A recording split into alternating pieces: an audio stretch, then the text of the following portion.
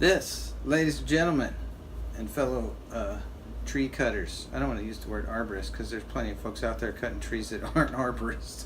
I'm not an arborist. I know how to cut down trees. I cut down a few trees.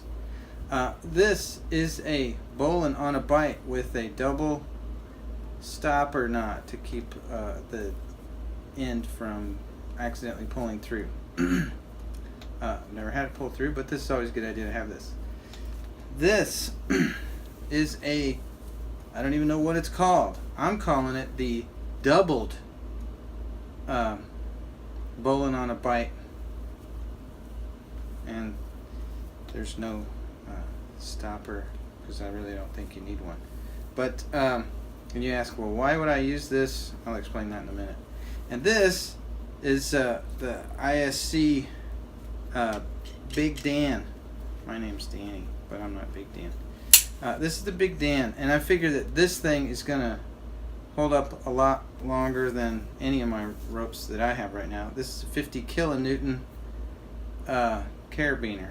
This rope is, about 5,000 pounds.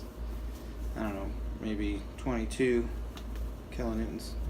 Anyway, so I'm going to untie this. I wanted to start with it tied and then untie it and do it again. So that I'm taking out the double stopper.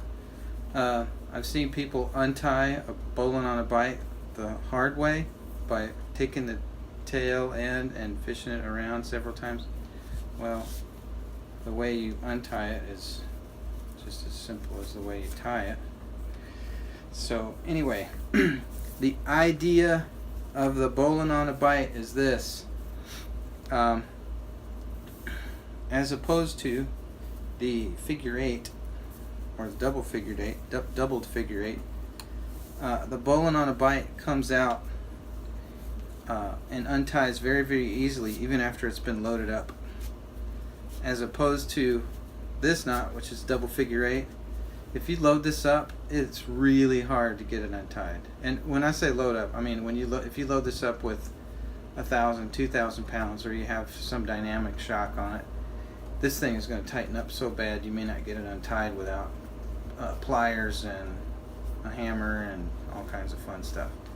So anyway, the reason that I switched to the Bowline On A Bight is because when it's loaded up, it still unties very easily.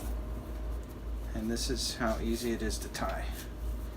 And anymore, I can tie this almost without looking at it. Though I'd like to see a video of somebody tying it without looking at it. So that's it. It's got the distinctive rabbit hole, tree, little bunny hiding and all that stuff.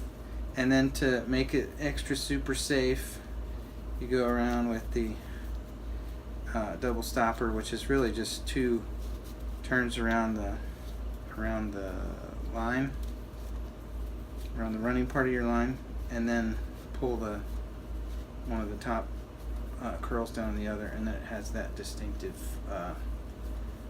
like balanced look there, and that's just the double stopper. So anyway, that's the Bowline On A Bight, and the reason I use it is because I can then put a carabiner on here, load this up, tied to a block, tied to an anchor point, tied to basal anchor, whatever, when climbing or rigging, and you can load this thing up like crazy.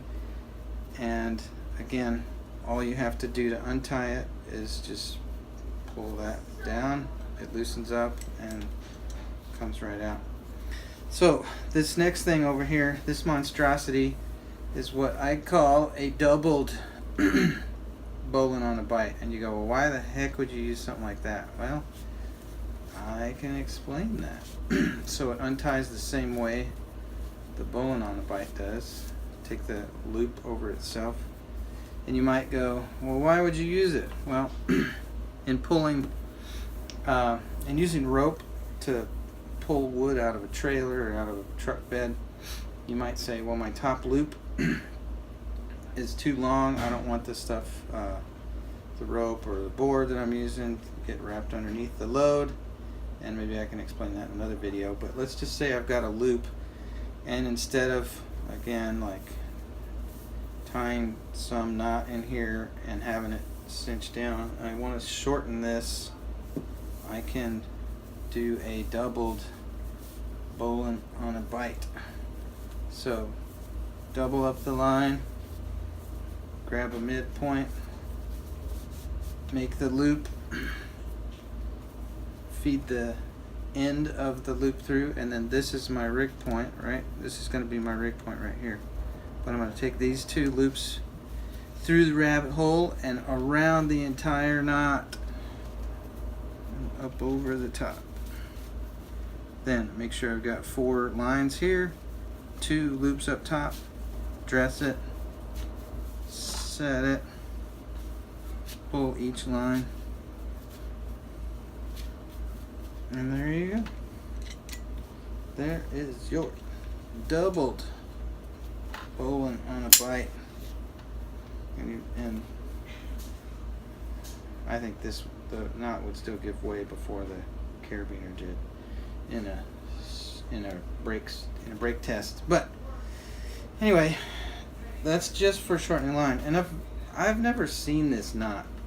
I've never seen anybody use this. I suppose you could still, with this end here, tie it around your running end in a double stopper configuration, just to kind of keep it from pulling through. But I don't think you have to worry about it at this point. And that wasn't a double stopper. Anyway, you get the idea. So anyway, thanks for watching. See you next time.